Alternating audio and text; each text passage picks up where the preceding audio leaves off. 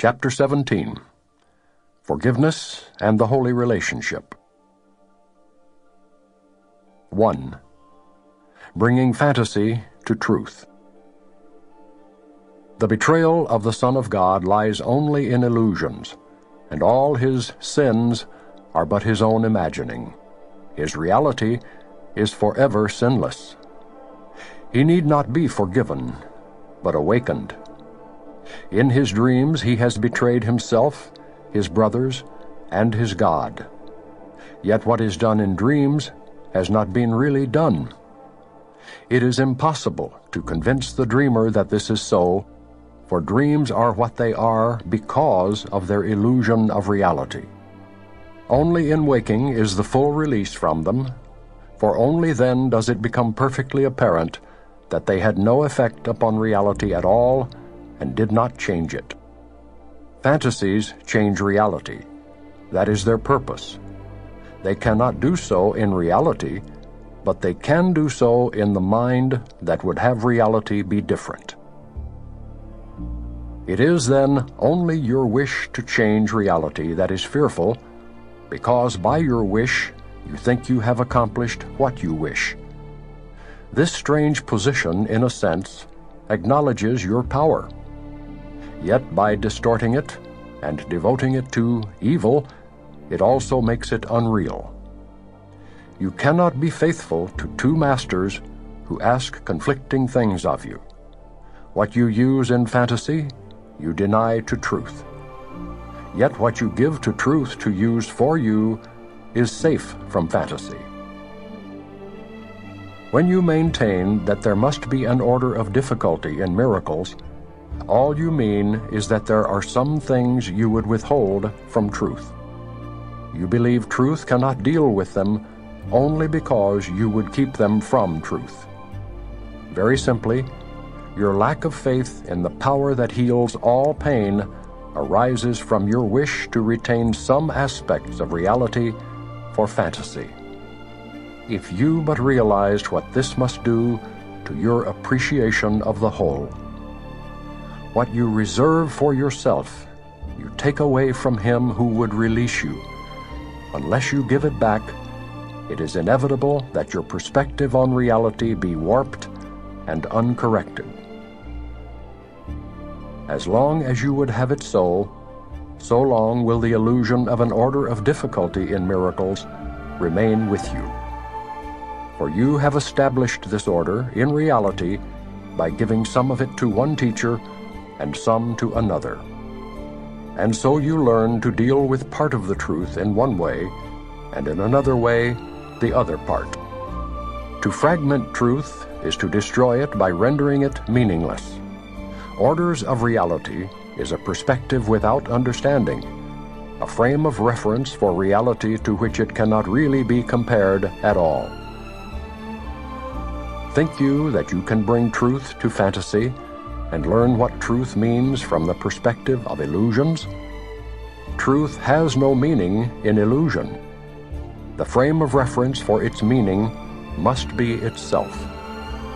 When you try to bring truth to illusions, you are trying to make illusions real and keep them by justifying your belief in them. But to give illusions to truth is to enable truth to teach that the illusions are unreal and thus enable you to escape from them. Reserve not one idea aside from truth, or you establish orders of reality that must imprison you. There is no order in reality because everything there is true. Be willing then to give all you have held outside the truth to him who knows the truth, and in whom all is brought to truth. Salvation from separation would be complete, or will not be at all. Be not concerned with anything except your willingness to have this be accomplished. He will accomplish it, not you. But forget not this: when you become disturbed and lose your peace of mind because another is attempting to solve his problems through fantasy, you are refusing to forgive yourself for just this same attempt, and you are holding both of you away from truth and from salvation. As you forgive him, you restore to truth what was denied by both of you, and you will see forgiveness where you have given it. 2. The forgiven world. Can you imagine how beautiful those you forgive will look to you? In no fantasy have you ever seen anything so lovely. Nothing you see here, sleeping or waking, comes near to such loveliness. And nothing will you value like unto this, nor hold so dear. Nothing that you remember that made your heart sing with joy has ever brought you even a little part of the happiness this sight will bring you. For you will see the Son of God. You will behold the beauty the Holy Spirit loves to look upon, and which he thanks the Father for. He was created to see this for you until you learned to see it for yourself. And all his teaching leads to seeing it and giving thanks with him. This loveliness is not a fantasy.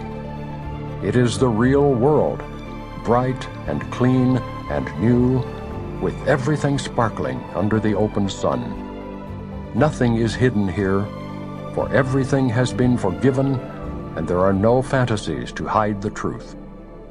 The bridge between that world and this is so little and so easy to cross that you could not believe it is the meeting place of worlds so different. Yet this little bridge is the strongest thing that touches on this world at all. This little step, so small it has escaped your notice, is a stride through time into eternity, beyond all ugliness into beauty that will enchant you, and will never cease to cause you wonderment at its perfection. This step, the smallest ever taken, is still the greatest accomplishment of all in God's plan of atonement. All else is learned, but this is given, complete and wholly perfect. No one but him who planned salvation could complete it thus. The real world in its loveliness you learn to reach. Fantasies are all undone, and no one and nothing remain still bound by them, and by your own forgiveness you are free to see. Yet what you see is only what you made, with the blessing of your forgiveness on it. And with this final blessing of God's Son upon himself, the real perception, born of the new perspective he has learned, has served its purpose. The stars will disappear in light, and the sun that opened up the world to beauty will vanish. Perception will be meaningless when it has been perfected, for everything that has been used for learning will have no function. Nothing will ever change, no shifts nor shadings, no differences, no variations that made perception possible will still occur. The perception of the real world will be so short that you will barely have time to thank God for it. For God will take the last step swiftly when you have reached the real world and have been made ready for him. The real world is attained simply by the complete forgiveness of the old, the world you see without forgiveness. The great transformer of perception will undertake with you the careful searching of the mind that made this world and uncover to you the seeming reasons for your making it. In the light of the real reason that he brings as you follow him, he will show you that there is no reason here at all. Each spot his reason touches grows alive with beauty, and what seemed ugly in the darkness of your lack of reason is suddenly released to loveliness. Not even what the Son of God made in insanity could be without a hidden spark of beauty that gentleness could release. All this beauty will rise to bless your sight as you look upon the world with forgiving eyes. For forgiveness literally transforms vision, and lets you see the real world reaching quietly and gently across chaos, removing all illusions that had twisted your perception and fixed it on the past. The smallest leaf becomes a thing of wonder, and a blade of grass a sign of God's perfection. From the forgiven world, the Son of God is lifted easily into his home, and there he knows that he has always rested there in peace. Even salvation will become a dream and vanish from his mind. For salvation is the end of dreams, and with the closing of the dream will have no meaning. Who, awake in heaven, could dream that there could ever be need of salvation? How much do you want salvation? It will give you the real world, trembling with readiness to be given you. The eagerness of the Holy Spirit to give you this is so intense, he would not wait, although he waits in patience. Meet his patience with your impatience at delay in meeting him. Go out in gladness to meet with your Redeemer and walk with him in trust out of this world and into the real world of beauty and forgiveness. 3. Shadows of the past. To forgive is merely to remember only the loving thoughts you gave in the past and those that were given you. All the rest must be forgotten. Forgiveness is a selective remembering based not on your selection. For the shadow figures you would make immortal are enemies of reality. Be willing to forgive the Son of God for what he did not do. The shadow figures are the witnesses you bring with you to demonstrate he did what he did not. Because you bring them, you will hear them. And you who keep them by your own selection do not understand how they came into your mind and what their purpose is. They represent the evil that you think was done to you. You bring them with you only that you may return evil for evil, hoping that their witness will enable you to think guiltily of another and not harm yourself. They speak so clearly for the separation that no one not obsessed with keeping separation could hear them. They offer you the reasons why you should enter into unholy alliances to support the ego's goals and make your relationships the witness to its power. It is these shadow figures that would make the ego holy in your sight and teach you what you do to keep it safe is really love. The shadow figures always speak for vengeance, and all relationships into which they enter are totally insane. Without exception, these relationships have as their purpose the exclusion of the truth about the other and of yourself. This is why you see in both what is not there, and make of both the slaves of vengeance, and why whatever reminds you of your past grievances attracts you and seems to go by the name of love, no matter how distorted the associations by which you arrive at the connection may be. And finally, why all such relationships become attempts at union through the body, for only bodies can be seen as means for vengeance. That bodies are central to all unholy relationships is evident. Your own experience has taught you this. But what you may not realize are all the reasons that go to make the relationship unholy. For unholiness seeks to reinforce itself, as holiness does, by gathering to itself what it perceives as like itself. In the unholy relationship, it is not the body of the other with which union is attempted, but the bodies of those who are not there. For even the body of the other, already a severely limited perception of him, is not the central focus as it is, or in entirety. What can be used for fantasies of vengeance, and what can be most readily associated with those on whom vengeance is really sought, is centered on and separated off as being the only parts of value. Every step taken in the making, the maintaining, and the breaking off of the unholy relationship is a move toward further fragmentation and unreality. The shadow figures enter more and more, and the one in whom they seem to be decreases in importance. Time is indeed unkind to the unholy relationship, for time is cruel in the ego's hands, as it is kind when used for gentleness. The attraction of the unholy relationship begins to fade and to be questioned almost at once. Once it is formed, doubt must enter in because its purpose is impossible. The ideal of the unholy relationship thus becomes one in which the reality of the other does not enter at all to spoil the dream. And the less the other really brings to the relationship, the better it becomes. Thus the attempt at union becomes a way of excluding even the one with whom the union was sought, for it was formed to get him out of it and join with fantasies in uninterrupted bliss.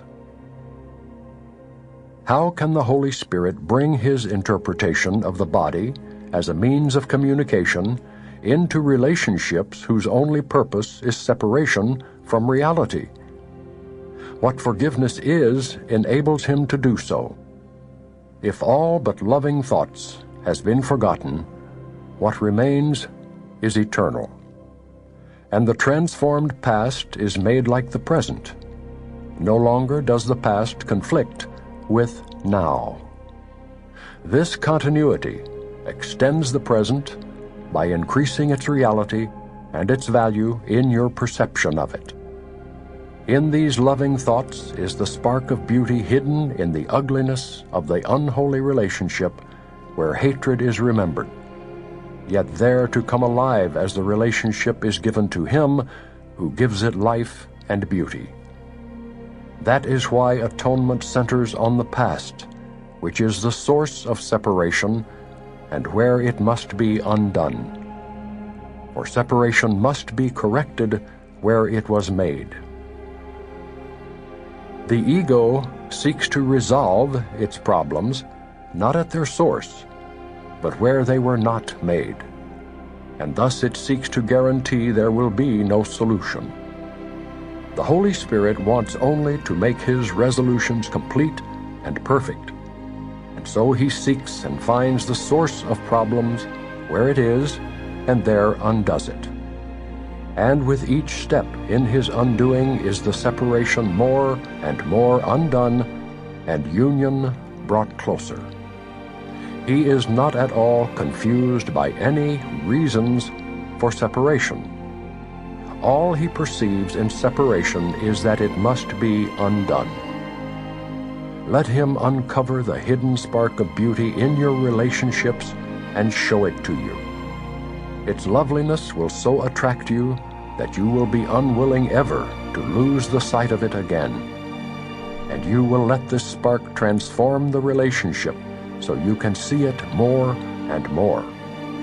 For you will want it more and become increasingly unwilling to let it be hidden from you. And you will learn to seek for and establish the conditions in which this beauty can be seen. All this you will do gladly if you but let Him hold the spark before you to light your way and make it clear to you. God's Son is one. Whom God has joined as one, the ego cannot put asunder. The spark of holiness must be safe, however hidden it may be, in every relationship. For the Creator of the one relationship has left no part of it without Himself. This is the only part of the relationship the Holy Spirit sees, because He knows that only this is true. You have made the relationship unreal, and therefore unholy, by seeing it where it is not, and as it is not. Give the past to Him who can change your mind about it for you. But first, be sure you fully realize what you have made the past to represent and why. The past becomes the justification for entering into a continuing unholy alliance with the ego against the present. For the present is forgiveness. Therefore, the relationships the unholy alliance dictates are not perceived nor felt as now. Yet the frame of reference to which the present is referred for meaning is an illusion of the past, in which those elements that fit the purpose of the unholy alliance are retained and all the rest let go. And what is thus let go is all the truth the past could ever offer to the present as witnesses for its reality. What is kept but witnesses to the reality of dreams? It is still up to you to choose to join with truth or with illusion. But remember that to choose one is to let the other go. Which one you choose, you will endow with beauty and reality, because the choice depends on which you value more: the spark of beauty or the veil of ugliness, the real world or the world of guilt and fear, truth or illusion, freedom or slavery. It is all the same. For you can never choose except between God and the ego. Thought systems are but true or false, and all their attributes come simply from what they are. Only the thoughts of God are true, and all that follows from them comes from what they are, and is as true as is the holy source from which they came. My holy brother, I would enter into all your relationships and step between you and your fantasies. Let my relationship to you be real to you, and let me bring reality to your perception of your brothers. They were not created to enable you to hurt yourself through them. They were created to create with you. This is the truth that I would interpose between you and your goal of madness. Be not separate from me, and let not the holy purpose of atonement be lost to you in dreams of vengeance. Relationships in which such dreams are cherished have excluded me. Let me enter in the name of God and bring you peace, that you may offer peace to me. 4. The two pictures. God established his relationship with you to make you happy, and nothing you do that does not share his purpose can be real. The purpose God ascribed to anything is its only function.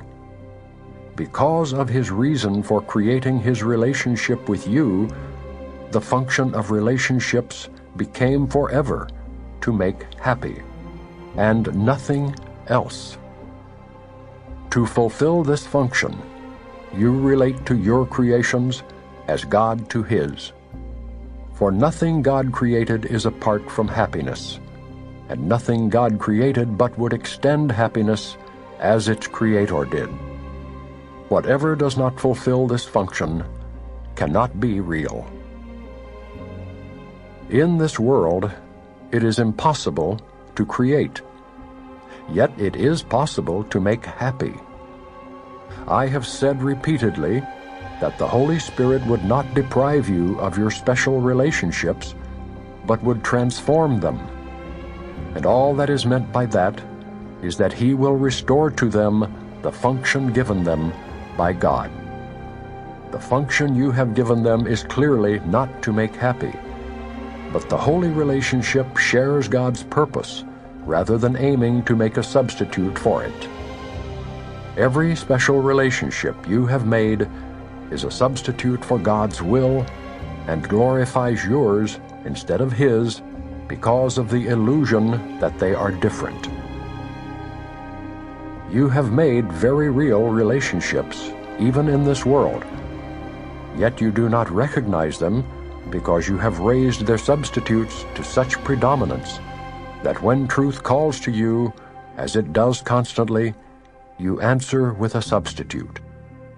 Every special relationship you have made has, as its fundamental purpose, the aim of occupying your mind so completely that you will not hear the call of truth.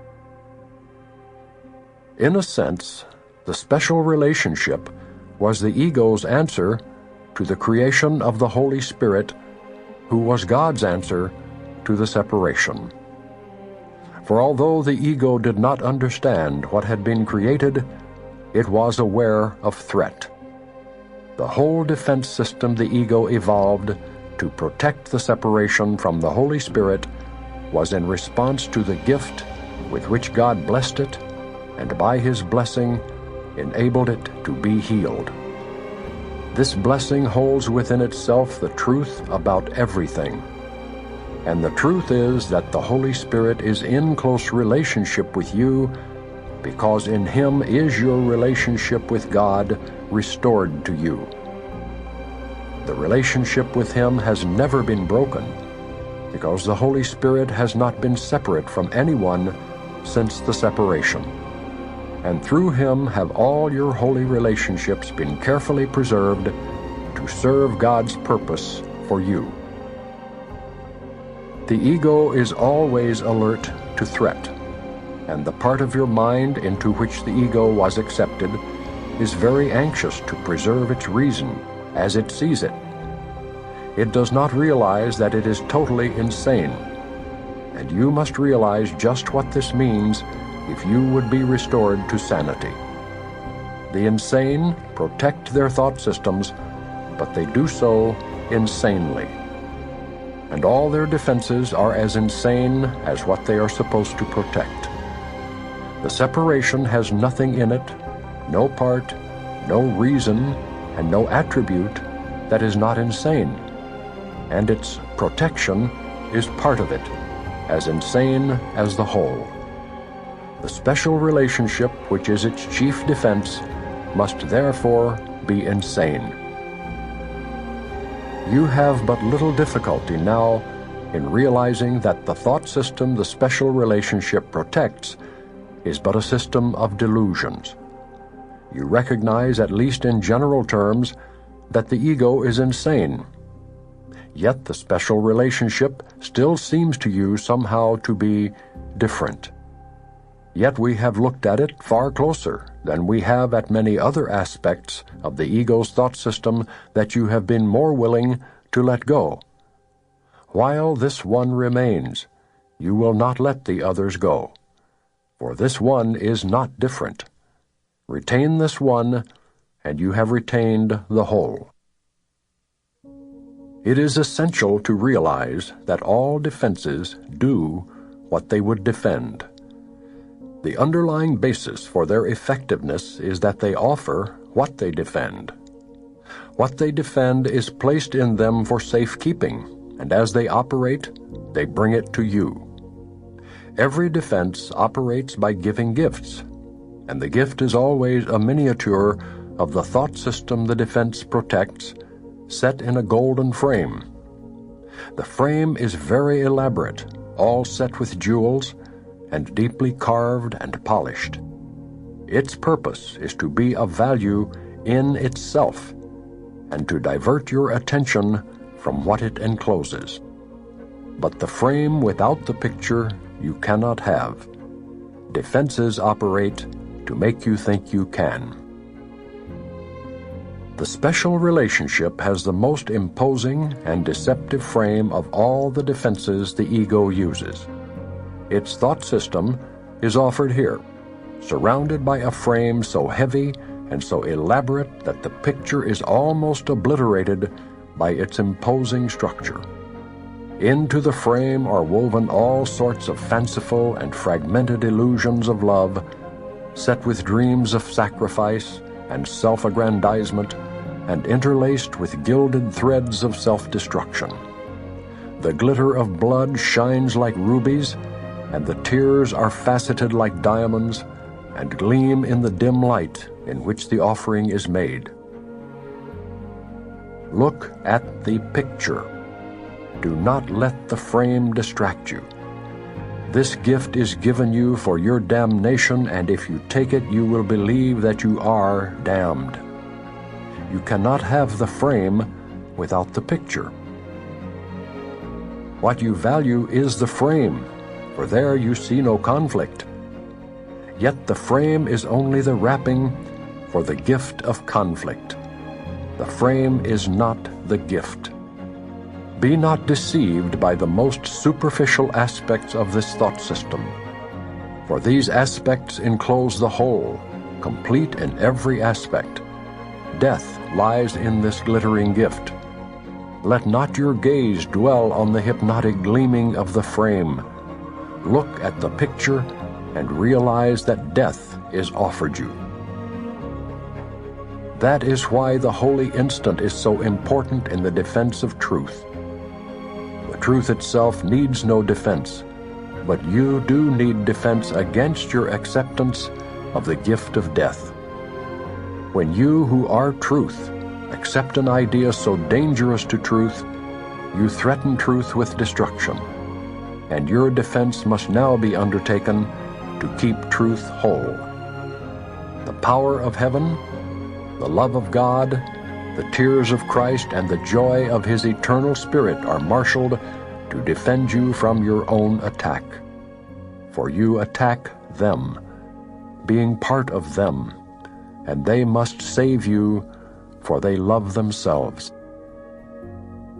The holy instant is a miniature of heaven, sent you from heaven. It is a picture, too, set in a frame. Yet if you accept this gift, you will not see the frame at all, because the gift can only be accepted through your willingness to focus all your attention on the picture. The holy instant is a miniature of eternity. It is a picture of timelessness, set in a frame of time. If you focus on the picture, you will realize that it was only the frame that made you think it was a picture. Without the frame, the picture is seen as what it represents. For as the whole thought system of the ego lies in its gifts, so the whole of heaven lies in this instant, borrowed from eternity, and set in time for you. Two gifts are offered you. Each is complete and cannot be partially accepted. Each is a picture of all that you can have, seen very differently. You cannot compare their value by comparing a picture to a frame. It must be the pictures only that you compare, or the comparison is wholly without meaning. Remember that it is the picture that is the gift, and only on this basis are you really free to choose. Look at the pictures, both of them. One is a tiny picture, hard to see at all beneath the heavy shadows of its enormous and disproportionate enclosure. The other is lightly framed and hung in light, lovely to look upon for what it is.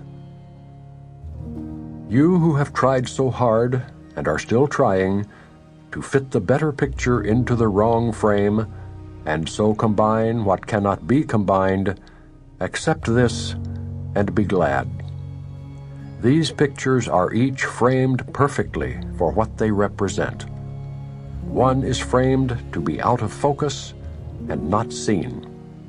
The other is framed for perfect clarity.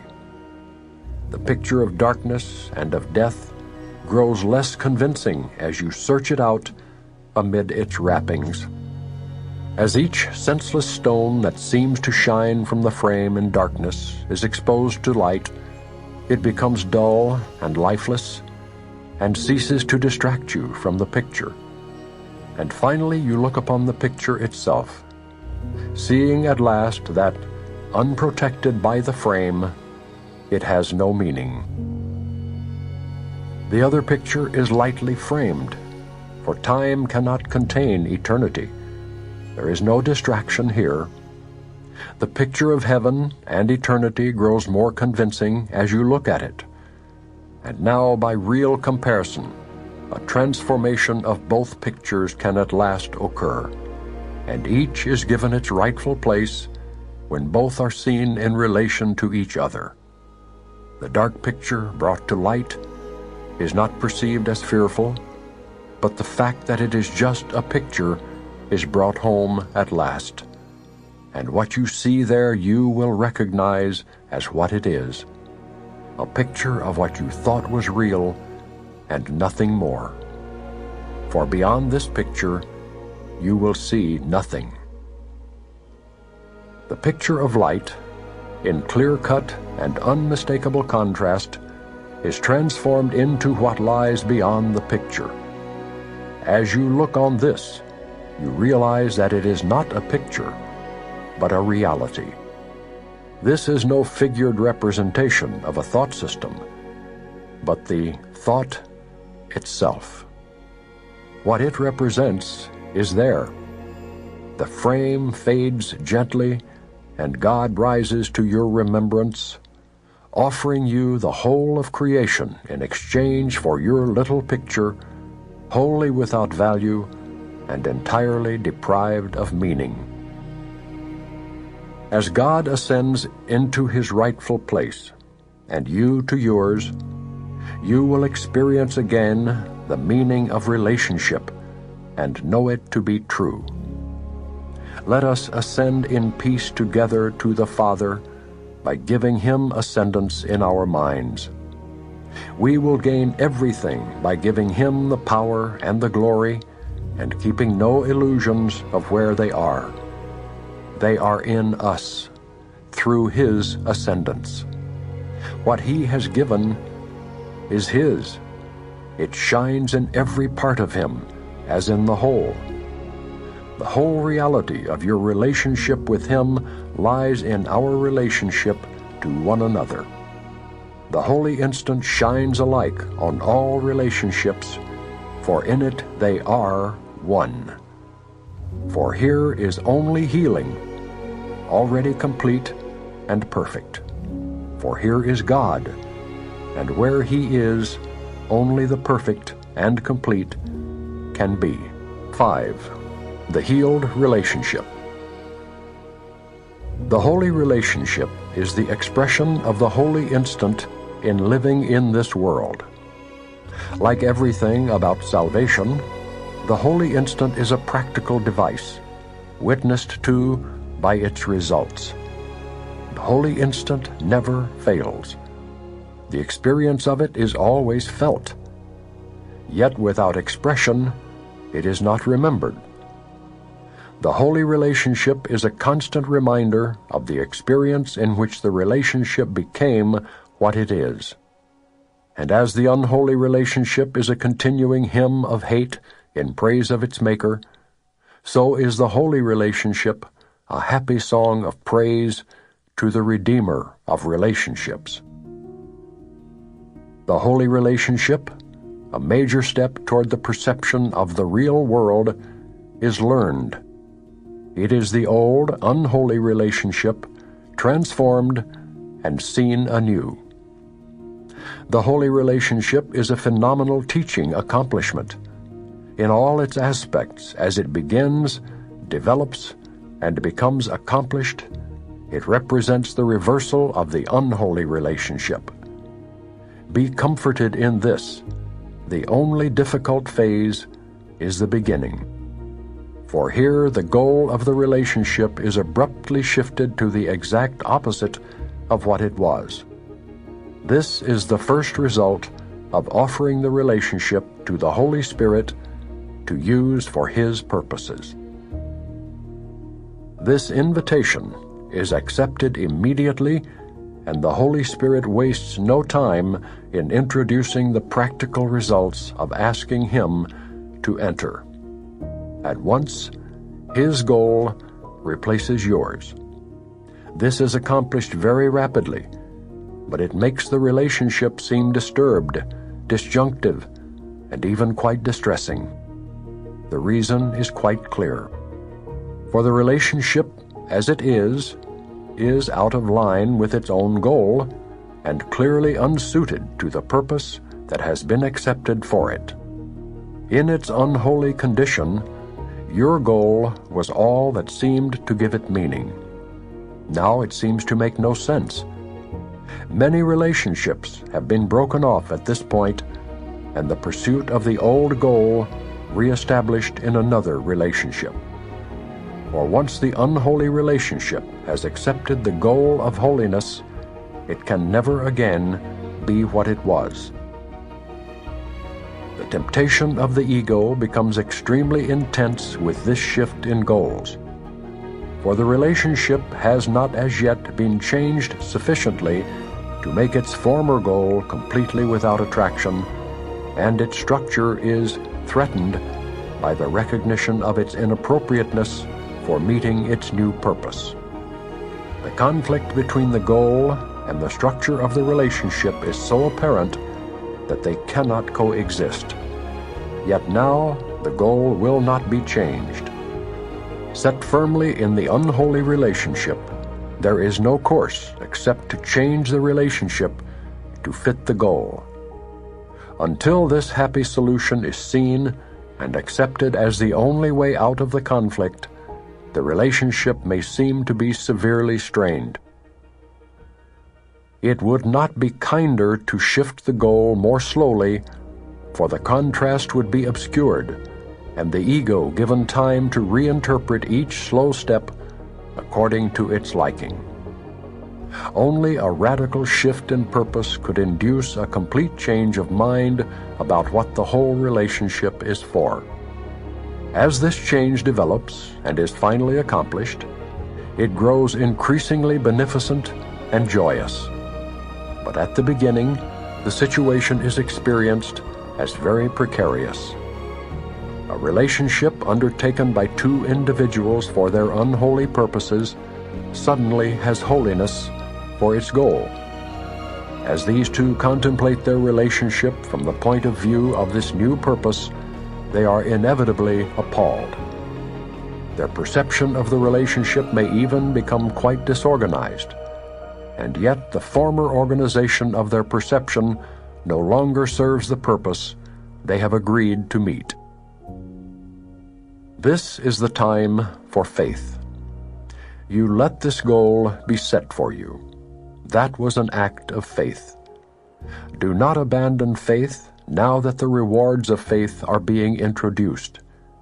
If you believed the Holy Spirit was there to accept the relationship, why would you now not still believe that He is there to purify what He has taken under His guidance? Have faith in your brother in what but seems to be a trying time. The goal is set, and your relationship has sanity as its purpose.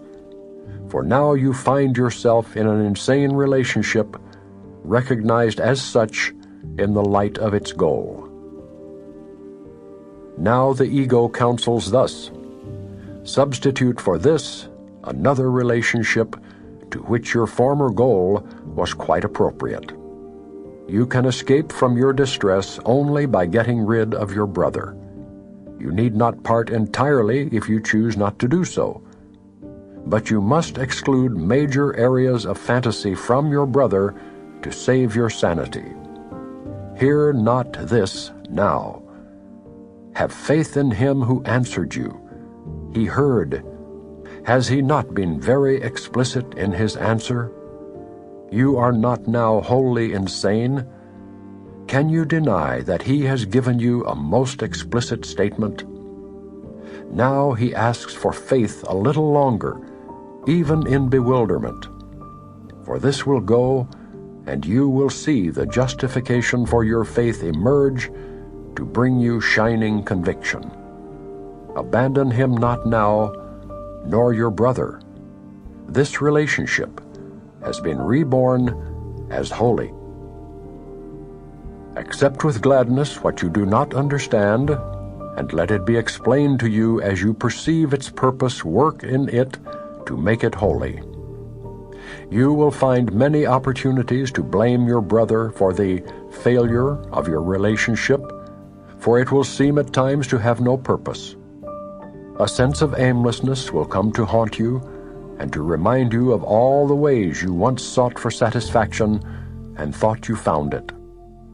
Forget not now the misery you really found, and do not breathe life into your failing ego. For your relationship has not been disrupted, it has been saved.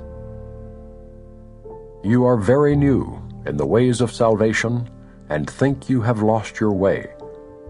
Your way is lost, but think not this is loss. In your newness, remember that you and your brother have started again together. And take his hand to walk together along a road far more familiar than you now believe. Is it not certain that you will remember a goal unchanged throughout eternity? For you have chosen but the goal of God, from which your true intent was never absent. Throughout the sonship is the song of freedom heard in joyous echo of your choice. You have joined with many in the holy instant, and they have joined with you. Think not your choice will leave you comfortless, for God himself has blessed your holy relationship. Join in his blessing, and withhold not yours upon it. For all it needs now is your blessing, that you may see that in it rests salvation. Condemn salvation not, for it has come to you, and welcome it together, for it has come to join you and your brother together in a relationship in which all the sonship is together blessed. You undertook together to invite the Holy Spirit into your relationship. He could not have entered otherwise. Although you may have made many mistakes since then, you have also made enormous efforts to help him do his work. And he has not been lacking in appreciation for all you have done for him. Nor does he see the mistakes at all. Have you been similarly grateful to your brother? Have you consistently appreciated the good efforts and overlooked mistakes? Or has your appreciation flickered and grown dim in what seemed to be the light of the mistakes? Perhaps you are now entering upon a campaign to blame him for the discomfort of the situation in which you find yourself, and by this lack of thanks and gratitude, you make yourself unable to express the holy instant and thus lose sight of it. The experience of an instant, however compelling it may be, is easily forgotten if you allow time to close over it. It must be kept shining and gracious in your awareness of time, but not concealed within it. The instant remains, but where are you? To give thanks to your brother is to appreciate the holy instant, and thus enable its results to be accepted and shared. To attack your brother is not to lose the instant, but to make it powerless in its effects. You have received the holy instant, but you may have established a condition in which you cannot use it. As a result, you do not realize that it is with you still, and by cutting yourself off from its expression, you have denied yourself its benefit. You reinforce this every time you attack your brother, for the attack must blind you to yourself. And it is impossible to deny yourself and to recognize what has been given and received by you. You and your brother stand together in the holy presence of truth itself. Here is the goal, together with you. Think you not the goal itself will gladly arrange the means for its accomplishment? It is just this same discrepancy between the purpose that has been accepted and the means as they stand now which seems to make you suffer, but which makes heaven glad. If heaven were outside you, you could not share in its gladness. Yet because it is within, the gladness too is yours. You are joined in purpose, but remain still separate and divided on the means. Yet the goal is fixed, firm and unalterable, and the means will surely fall in place, because the goal is sure. And you will share the gladness of the sonship that it is so. As you begin to recognize and accept the gifts you have so freely given to your brother, you will also accept the effects of the holy instant and use them to correct all your mistakes and free you from their results. And learning this, you will have also learned how to release all the sonship and offer it in gladness and thanksgiving to Him who gave you your release and who would extend it through you. 6. Setting the goal. The practical application of the Holy Spirit's purpose is extremely simple, but it is unequivocal. In fact, in order to be simple, it must be unequivocal. The simple is merely what is easily understood, and for this it is apparent that it must be clear. The setting of the Holy Spirit's goal is general. Now He will work with you to make it specific, for application is specific. There are certain very specific guidelines He provides for any situation, but remember that you do not yet realize their universal application. Therefore, it is essential at this point to use them in each situation separately until you can more safely look beyond each situation in an understanding far broader than you now possess. In any situation in which you are uncertain, the first thing to consider very simply is, what do I want to come of this?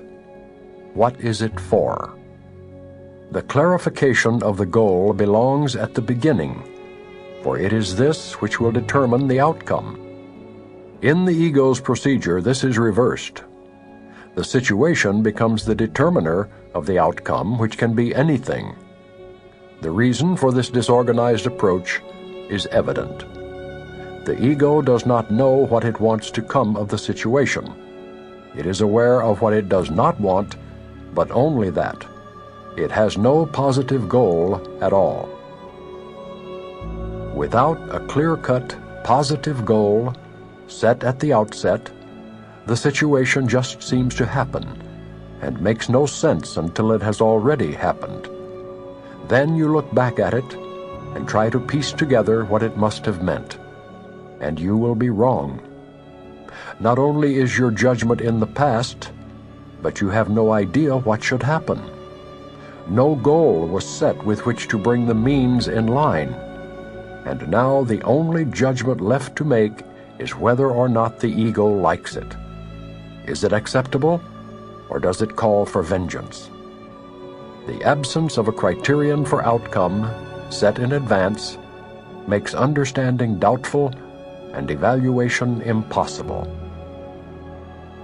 The value of deciding in advance what you want to happen is simply that you will perceive the situation as a means to make it happen. You will therefore make every effort to overlook what interferes with the accomplishment of your objective and concentrate on everything that helps you meet it. It is quite noticeable that this approach has brought you closer to the Holy Spirit's sorting out of truth and falsity. The true becomes what can be used to meet the goal. The false becomes the useless from this point of view. The situation now has meaning, but only because the goal has made it meaningful. The goal of truth has further practical advantages. If the situation is used for truth and sanity, its outcome must be peace. And this is quite apart from what the outcome is. If peace is the condition of truth and sanity, and cannot be without them, where peace is, they must be. Truth comes of itself. If you experience peace, it is because the truth has come to you, and you will see the outcome truly, for deception cannot prevail against you. You will recognize the outcome because you are at peace. Here again, you see the opposite of the ego's way of looking, for the ego believes the situation brings the experience. The Holy Spirit knows that the situation is as the goal determines it and is experienced according to the goal. The goal of truth requires faith. Faith is implicit in the acceptance of the Holy Spirit's purpose, and this faith is all-inclusive. Where the goal of truth is set, there faith must be. The Holy Spirit sees the situation as a whole. The goal establishes the fact that everyone involved in it will play his part in its accomplishment. This is inevitable. No one will fail in anything. This seems to ask for faith beyond you and beyond what you can give. Yet this is so only from the viewpoint of the ego. For the ego believes in solving conflict through fragmentation and does not perceive the situation as a whole. Therefore, it seeks to split off segments of the situation and deal with them separately, for it has faith in separation and not in wholeness. Confronted with any aspect of the situation that seems to be difficult, the ego will attempt to take this aspect elsewhere and resolve it there, and it will seem to be successful, except that this attempt conflicts with unity and must obscure the goal of truth.